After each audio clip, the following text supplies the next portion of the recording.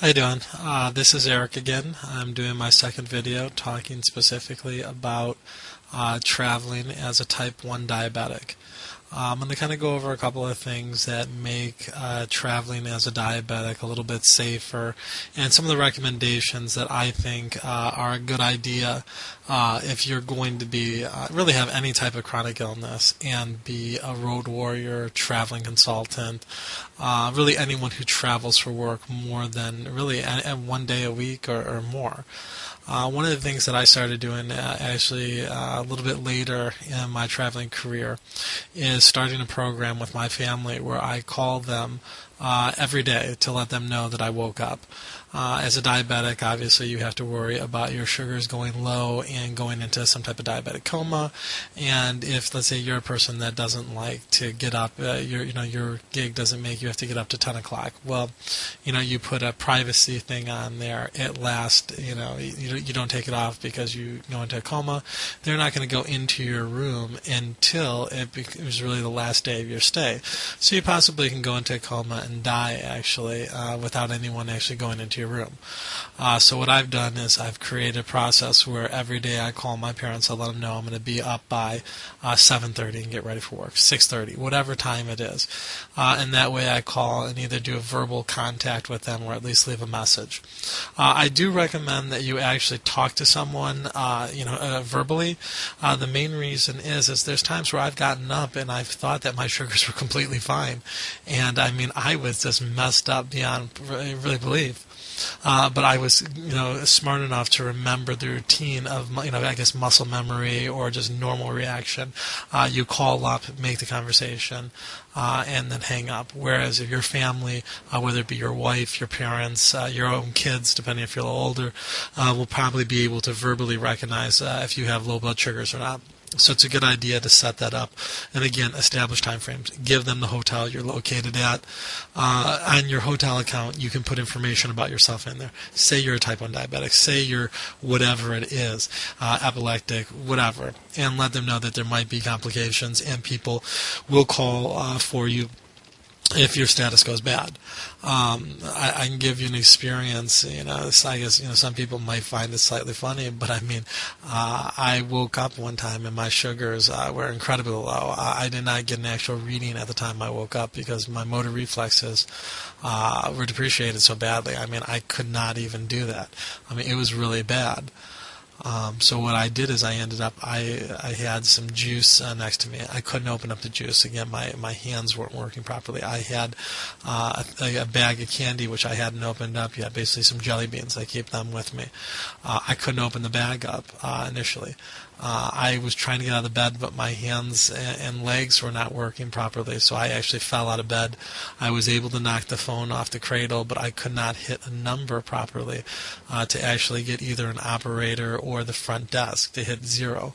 I was trying to dial 911. I couldn't do it. I would hit a few numbers and get messed up, try to hang up to start again to get someone on the line, and I really had no ability to do so. Some other things that I think would be good for diabetics would be to have an open bag of food, both keeping it on the nightstand and also on the floor. I know that sounds unbelievable, but I would rather, and I'm major OCD with germs, but I would rather knock over jelly beans on the floor and eat them off the floor, getting God knows what in your mouth, than to possibly go into a coma and be, pass away. I also keep a bottle of open juice next to me. And again, a bottle of juice, Starbucks thingy, it'll cost you $1. You open it up, you keep the lid on, not so tight. The preservatives and like a ruby red grapefruit or some apple juice or one of these Starbucks coffees in a bottle thing, those frappuccinos. Those things will stay for like 3 weeks like that. Always, always, always, as a diabetic, have snacks with you in your room. Have the glucose tablets. Have the liquid. Keep juice next to you. Whatever type of candy/food that is easy to absorb into your system and doesn't require a lot of chewing. That's both on the bed and on the floor. I keep a phone on the floor at all times because there's been times I've woken up and not been able to use my hands or arms properly, and I haven't been able to knock a phone off.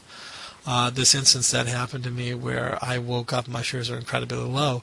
I eventually was able to open up the candy. I ate it off the floor. And over probably about a 45-minute to an hour time frame, I crawled over to the door of my hotel and used my head to smash into the door and make a knocking sound until basically another resident at the hotel heard as she was going down to grab breakfast from the buffet, and I was yelling, "Diabetic, help, juice." Diabetic help juice, or at least that's what I believe I was actually saying.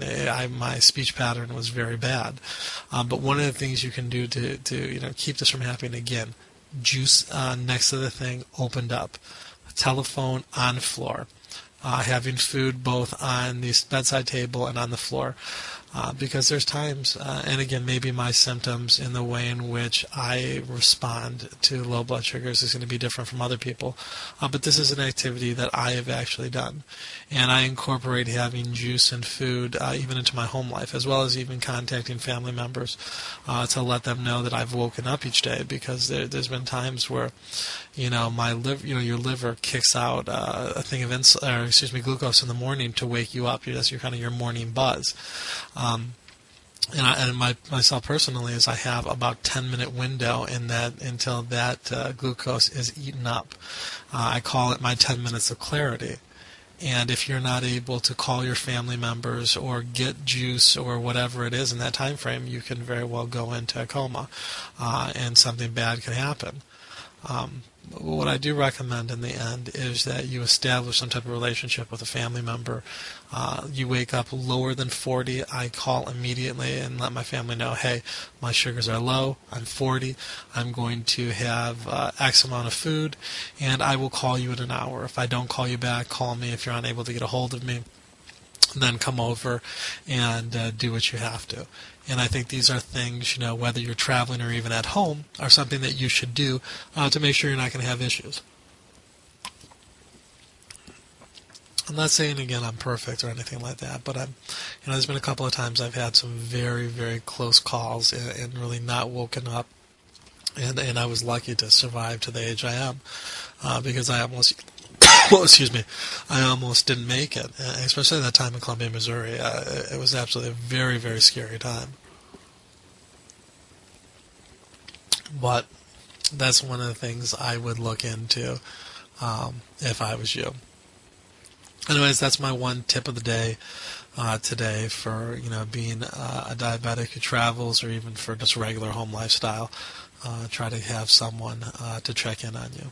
And again, if you have any tips you're looking for on traveling and being diabetic or any type of illnesses, really just general links to how to figure out how to travel for a living, I'm going to be continuing to put postings on here, and hopefully you can get some value. Any questions, post them up on the YouTube site.